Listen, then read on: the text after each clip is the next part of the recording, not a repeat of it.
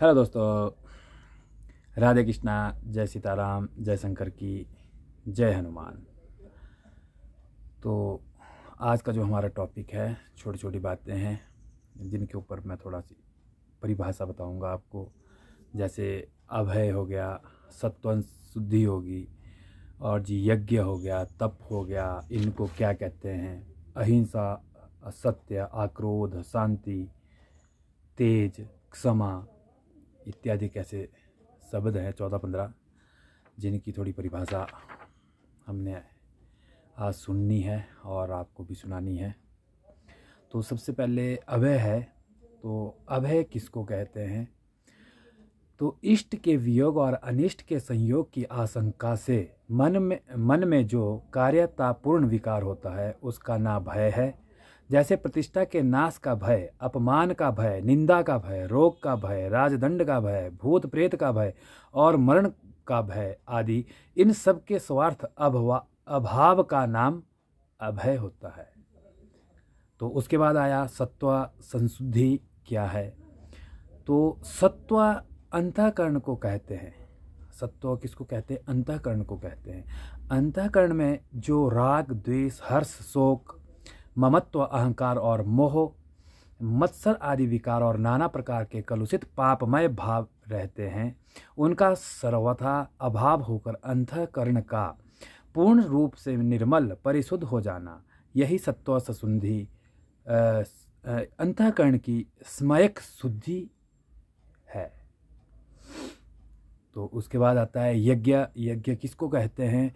भगवान की तथा देवता, ब्राह्मण, महात्मा, अतिथि, माता पिता और बड़ों की पूजा करना, हवन करना और बलि वैश्य देव करना आदि, ये सब जितने भी मैंने नाम लिए, ये सब यज्ञ के बीच में आते हैं। जैसे हम बहुत से ऐसा सोचते हैं कि यज्ञ जो हवन किया जाता है उसी को यज्ञ बोलते हैं, तो वो यज्ञ नहीं है। जो भी इसमें मैंने इतने नाम लिए सब यज्ञ के बीच में आते हैं। उसके बाद है तप। तप किसे कहते हैं? तो अपने धर्म का पालन करने के लिए कष्ट सहन करके जो अंतःकरण और इंद्रियों को तपाना है, उसी का नाम यहाँ तप पद है। 17वें अध्याय में जिस शारीरिक, वाचिक और मानसिक तप का निरूपण है, यहाँ तप पद से उसका निर्देश नहीं है, क्योंकि उसमें अहिंसा, सत्य, शौच, स्वाध्याय और आर्जव आदि जिन लक्षणों का तप के अंग रूप में निरूपण हुआ है, यहाँ उनका अलग वर्णन किया गया है। तो अहिंसा किसे कहते हैं?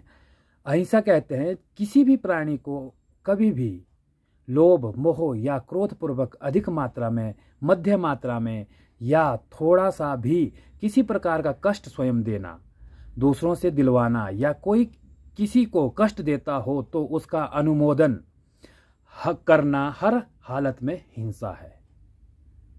इस प्रकार की हिंसा का किसी भी निमित्त से मन, वाणी, शरीर द्वारा ना करना, अर्थात मन से किसी का बुरा ना चाहना, वाणी से किसी को ना तो गाली देना, ना कठोर वचन कहना और ना किसी प्रकार के हानिकारक वचन ही कहना, तथा शरीर से ना किसी को मारना, ना कष्ट पहुंचाना और ना किसी प्रकार की हानि ही पहुंचाना आदि, ये सभी अहिंसा के भेद है। सत्य किसे कहते हैं?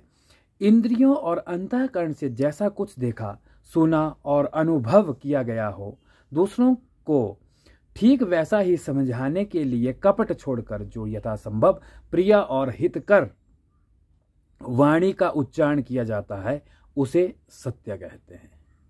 सत्य के बाद आ गया अक्रोध। अक्रोध किसे कहते हैं? स्वभाव दोष से अथवा किसी के द्वारा अपमान, अपकार, निंदा या मन के प्रति कूल कार्य किए जाने पर दुर्वचन सुनकर अथवा किसी का अनियुक्त कार्य देखकर मन में जो एक द्वेषपूर्ण उत्तेजनामयी वृत्ति उत्पन्न होती है, यही भीतर का क्रोध है। इसके बाद जो शरीर और मन में जलन, मुख पर विकार और नेत्रों में लाली उत्पन्न हो जाती है, यह बढ़े हुए क्रोध का स्वरूप है। आपने देखा होगा जब क्रोध आता है तो आंखें भी लाल हो जाती है। बाद में मैं एक कहानी भी सुनाऊंगा आपको। कहानी नहीं है, जो प्रैक्टिकल है, पिछले कल ही हुआ है। उन जलने और जलाने वाले दोनों प्रकार की वृत्तियों का नाम क्रोध है। इन वृत्तियों का सर्वथा अभाव ही आक्रोध है। ये आक्रोध की परिभाषा थी। उसके बाद आती है त्याग। त्याग किसको कहते हैं? केवल गुण ही गुणों में बरत रहे हैं, मेरा इन कर्मों से कुछ भी संबंध नहीं है, ऐसा मानकर, अथवा मैं तो भगवान के हाथ की कठपुतली मात्र हूँ, भगवान ही अपने इच्छानुसार मेरे मन, वाणी और शरीर से सब कर्म करवा रहे हैं, मुझ में ना तो अपने आप कुछ करने की शक्ति है और ना मैं कुछ करता ही हूँ, ऐसा मानकर कर्तव्य अभिमान का त्याग करना ही त्याग है। या कर्तव्य कर्म करते हुए उनमें ममता, आसक्ति, फल और सर्वथा का स्वार्थ त्याग करना भी त्याग है। एवं आत्मोन्नति में विरोधी वस्तु भाव और क्रिया मात्र के त्याग का नाम भी त्याग कहा जाता है। ये त्याग की परिभाषा थी। उसके बाद आती है शांति। शांति किसको कहते हैं? संसार के चिंतन का सर्वथा अभाव हो जाने पर विक्षेप रहित अन्य करण में जो सात्विक प्रसन्नता होती है, यहां उसका नाम शांति दिया गया है। शांति के बाद तेज। तेज किसे कहते हैं? श्रेष्ठ पुरुषों की उस शक्ति विशेष का नाम तेज है जिसके कारण उनके सामने विषयासक्त और नीच प्रकृति वाले मनुष्य अभिप्राय अन्याचरण से रुककर उनके कथनानुसार श्रेष्ठ कर्मों में प्रवृत्त हो जाते हैं, उसे तेज कहते हैं। क्षमा किसे कहते हैं? क्षमा किसे कहते हैं या क्या भाव है क्षमा का? अपना अपराध करने वालों को किसी प्रकार भी दंड देने दिलाने का भाव न रखना, किसी प्रकार भी उससे बदले लेने की इच्छा न रखना, उसके अपराधों को अपराध ही नहीं ना मानना और उन्हें सर्वथा भुला देना क्षमा है। आक्रोध में तो केवल क्रोध का अभाव मात्र ही बतलाया गया है, परंतु क्षमा में अपराध का न्योचित दंड देने की इच्छा का भी त्याग है। यही आक्रोध और क्षमा का परस्पर भेद है। ये क्षमा की जो परिभाषा थी ये थी। और उसके बाद आती है हमारे पास अभिमान। अभिमान किसको कहते हैं? अपने को श्रेष्ठ, बड़ा या पूज्य समझना, मान, बढ़ाई, प्रतिष्ठा और पूजा आदि की इच्छा रखना एवं इन सब के प्राप्त होने पर प्रसन्न होना, इसे अभिमान कहते हैं। क्रोध। क्रोध किसे कहते हैं? बुरी आदत के अथवा क्रोधी मनुष्यों के संग के कारण या किसी के द्वारा अपना तिरस्कार, अपकार या निंदा किए जाने पर, मन के विरुद्ध कार्य होने पर, किसी के द्वारा दुर्वचन सुनकर या किसी का अन्याय देखकर इत्यादि किसी भी कारण से अंतःकरण में जो द्वेषयुक्त उत्तेजना हो जाती है, जिसके कारण मनुष्य के मन में प्रतिहिंसा के भाव जागृत हो उठते हैं, नेत्रों में लाली आ जाती है, होठ फड़कने लगते हैं, मुख की आकृति भयानक हो जाती है, बुद्धि मारी जाती है और कर्तव्य का विवेक नहीं रह जाता, इत्यादि किसी प्रकार की भी उत्तेजित वृत्ति का नाम क्रोध है।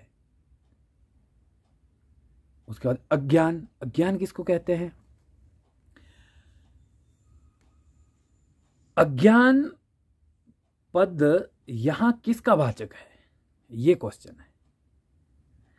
सत्य असत्य और धर्म अधर्म आदि को यथार्थ न समझना या उनके संबंध में विपरीत निश्चय कर लेना ही अज्ञान है। तो ये आज के छोटे छोटे चीज़ें थी जो मैंने आपको बताई। तो मैंने बीच में बोला कि क्रोध के ऊपर वश करना बहुत मुश्किल होता है। काफ़ी टाइम से कर रहा था मैं भी कि क्रोध नहीं करना है और हो भी रहा था, परंतु भगवान जब परीक्षा लेते हैं तो उस क्षण का पता नहीं चलता है। कल यहाँ पे एक आंटी आ गए थे यहाँ पे हमारे पास और हम किसी से बात कर रहे थे। कुछ चर्चा का विषय ये था वहाँ पर कि उनकी फैमिली मैटर था, तो वो सुलझाना था, उसके प्रति वहाँ पर बात हो रही थी। तो जो आंटी आए वो आगे पूजा कर रहे होंगे, हमने देखा भी था, पर बीच में उन्होंने हमारे से वो बोल दिया कि आप थोड़े ऊंचे ऊंचे बोल रहे हो। और जब वो उनका बोलने का भी नज़रिया था वो थोड़ा क्रोध वाला था, तो उस क्रोध को देखकर मुझे भी क्रोध आ गया और जी वहाँ पे लड़ाई हो गई। लड़ाई ऐसी होगी, मैंने कमेटी वालों को बोलना है, मैंने डीसी को बोलना है। तो हमने भी बोल दिया। मैं कहा आपने जिसको बोलना है आप बोलिए, क्योंकि जब मंदिर में कोई आता है तो उसका जो भी काम है या जिस चीज़ के भी बारे में उसने पूछना है तो उसको मंदिर में जो पुजारी इत्यादि जो भी कोई पंडित होता है वही बताएगा। मूर्ति आंसर नहीं देती है। मैंने उनको भी समझाया पर वो समझने को तैयार नहीं थे और उन्होंने क्रोध हमें दिला दिया। और जो 3-4 महीनों का हमारा एक ऐसा था कि हमने क्रोध नहीं करना है, तो पिछले कल हमने क्रोध आ गया था। जैसा ही मैंने आपको बोला कि आंखें लाल, क्रोध इत्यादि फिर मन में आ ही जाता है। तो क्रोध के ऊपर काम, क्रोध, मोह 3 चीज़ों को जीतना बहुत मुश्किल होता है इस कली काल में। तो आपसे यही प्रार्थना है कि आप भी करके देखिए। परंतु जब भगवान परीक्षा लेने पे आते हैं तो ऐसी परीक्षा हो जाती है और क्रोध, काम, क्रोध, मोह ये आ जाते हैं। और सुनी सुनाई बात पे मैं बात नहीं करता, जो प्रैक्टिकली हमारे साथ होता है उसी पे बात करता हूँ। अभी पिछले कल की ही बात थी ये, जिसमें मेरे को क्रोध आ गया। वैसे चलो गलती हमारी ही थी, क्योंकि मंदिर में जब कोई आएगा पूजा करेगा तो शांत वातावरण होना चाहिए।